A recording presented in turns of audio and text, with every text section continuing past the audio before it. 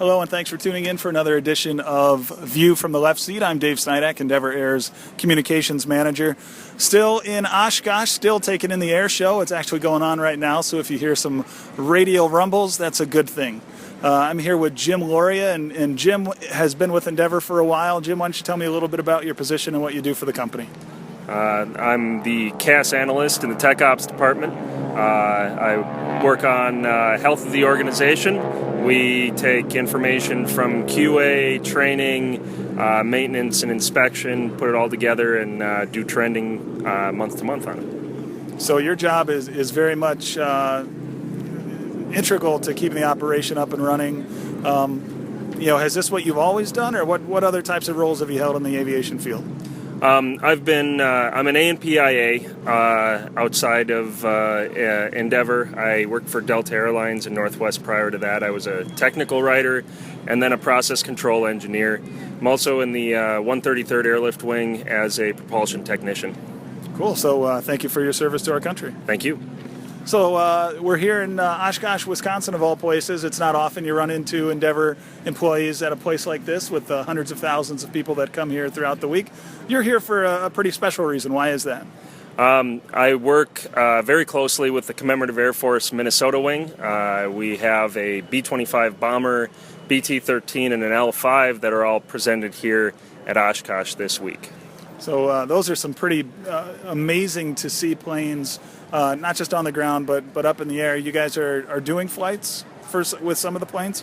We are. The BT-13 and the B-25 are available for rides at this point, either at Oshkosh or basically anywhere. You just have to arrange with us and we'll set it up. Wonderful. I might have to get up in one of those planes one of these days. So tell me about working with the Commemorative Air Wing and how you got started in that. I started quite a while ago, actually before I even went into A&P school. I got a ride when I was 16 years old in an AT-6 Texan trainer, and that was my birthday present. And got to know the pilot a little bit.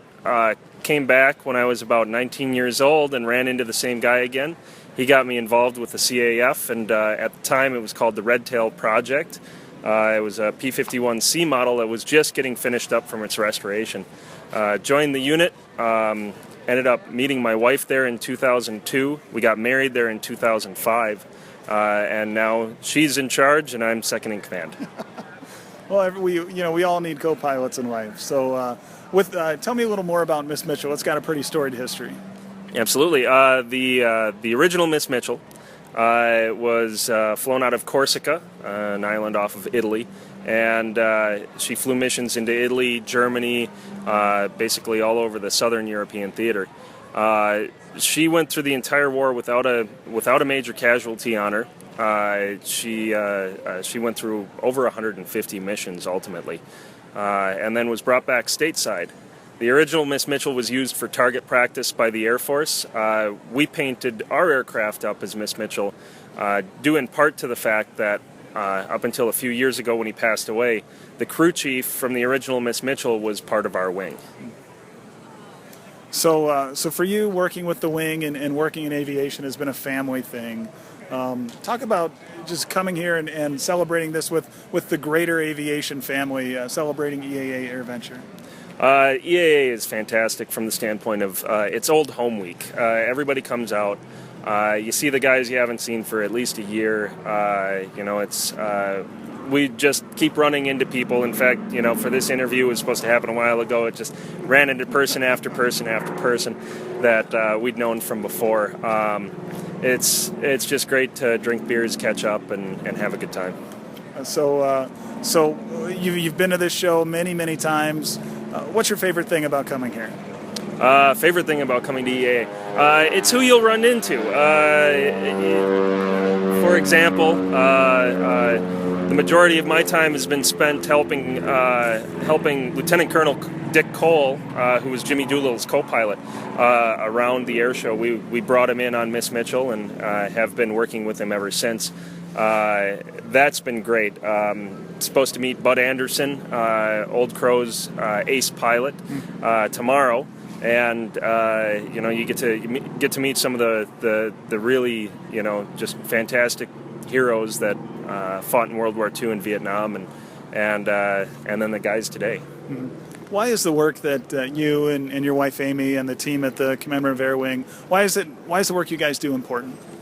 To honor those guys, to honor the heroes of the war, the guys who didn't come home, to just focus on a generation that gave us everything and really gave selflessly. We just want to honor those guys by bringing the aircraft back to life and giving people an opportunity to touch it, smell it, see it, and hear it. Let's say there's someone listening to this or here at EAA for the first time. What would you say to them to encourage them to get started in either vintage warbird restoration or just aviation in general?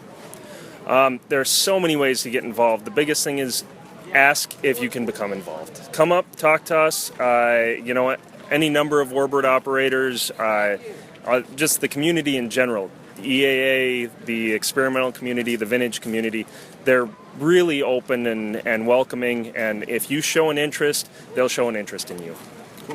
All right, Jim Lauria, he's a CASS Analyst for Endeavor Air. Thanks for your time. Good to catch up. All right, thank you. Yeah. Cheers.